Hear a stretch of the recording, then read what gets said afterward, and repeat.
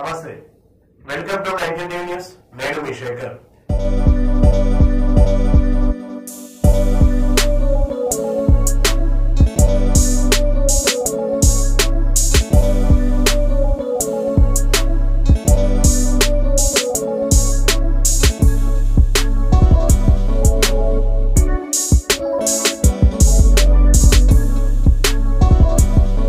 జిల్లా బిజినపల్లి మండలం గుడ్లనర్వ గ్రామానికి చెందిన ఒట్టెపు అరవింద్ కిడ్నీ సంబంధిత అనారోగ్యంతో గత నెల 15/2/2024 రోజు ఆర్ఎంపీ క్లినిక్కి వచ్చారు. టెస్టులు చేసిన తదనంతరం 6 నెలల మందులు వాడాలని, ప్రతి వారం చెకప్ అవసరం ఉందని మందులు ఇచ్చారు. ఆ మందులు వాడిన 3 వారాలకు శరీర బరువు 65 కిలోల నుండి 45-30 కిలోలకు తగ్గి చర్మమంతా పొడుబారి నడిచే 19 ఏళ్ల నవ యువకుడు మంచానికి పరిమితం అయ్యేలా వైద్య వికటించిందని పేర్కొన్నారు.